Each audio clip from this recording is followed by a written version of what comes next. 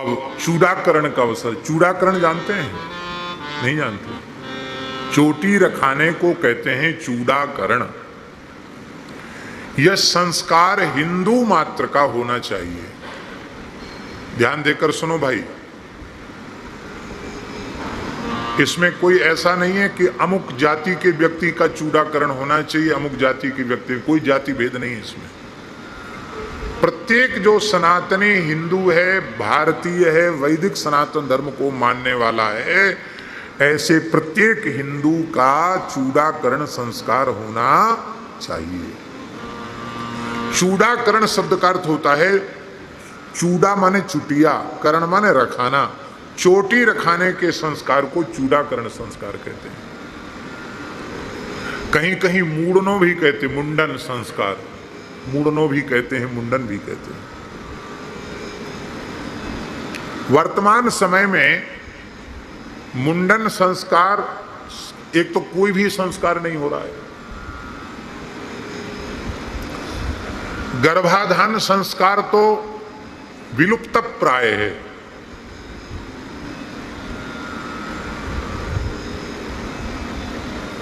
अन्यथा न माने, प्रायः जीव दुर्घटनावश ही पैदा हो रहे हैं। आपको शब्द बड़ा खराब और अटपटा सा लगेगा, लेकिन सच्ची बात है, दुर्घटनावश ही जीव पैदा हो रहे हैं। गर्भाधान संस्कार किसका हुआ? महाराज जी, 16 संस्कार तो है ही हैं। कुल संस्कार 48 संस्कार हैं। कितने संस्कार हैं? 48। यह बात पुराण में लिखी है, स्कंद पुराण में लिखी है। मार्कंडेय ऋषि को कहा गया, प्रलयकालीन दृश्य उनके सामने उपस्थित हुआ, बोले तुम दूध पी लो, हजारों लाखों वर्ष व्यतीत हो गए हैं, भूखे प्यासे हो, दूध पी लो।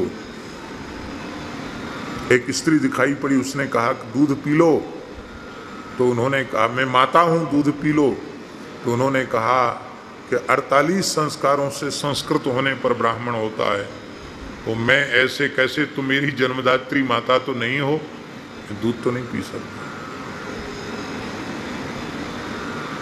वो परीक्षा थी।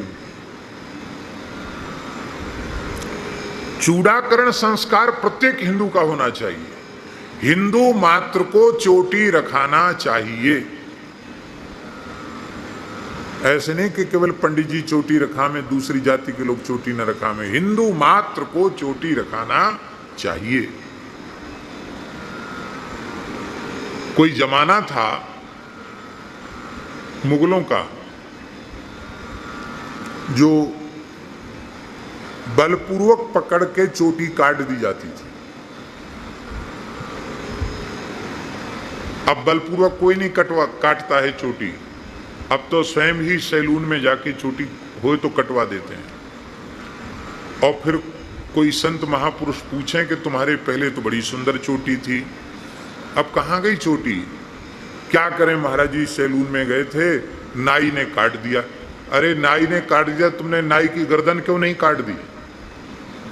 यद्यपि ये बात यहां बैठकर बोलना बड़ी अनुचित है, लेकिन हम ये कहते हैं, नाई की इतनी हिम्मत कैसे हुई तुम्हारी चोटी काटी?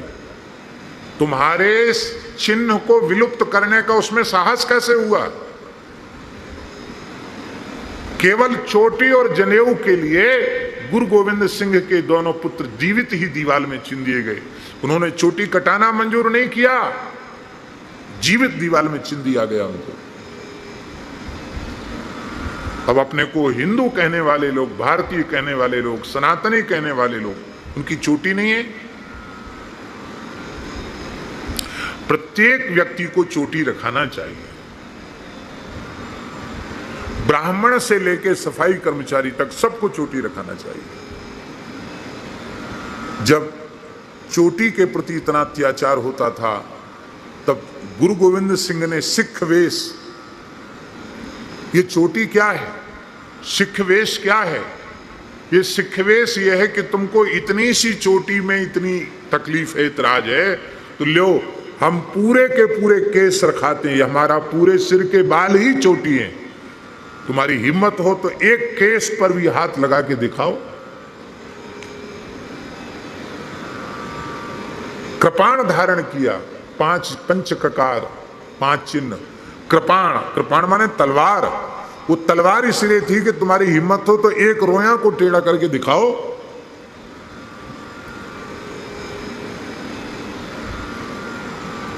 चोटी अवश्य। तो आजकल भी मुंडन तो होता है बच्चों का, लेकिन मुंडन क्या होता है, उनको सीधे ही मुसलमान बना दिया जाता है। चोटी उस संस्कार का ही नाम है चूड़ाकरण, चोटी रखाने का संस्कार। चोटी में गर्भ के बाल ही होने चाहिए, इसलिए 4-5 वर्ष की आयु में मुंडन संस्कार का, कहीं कहीं अपनी कुल परंपरा के अनुसार जैसा हो, लेकिन कम से कम 4-5 वर्ष की आयु में मुंडन संस्कार होना चाहिए।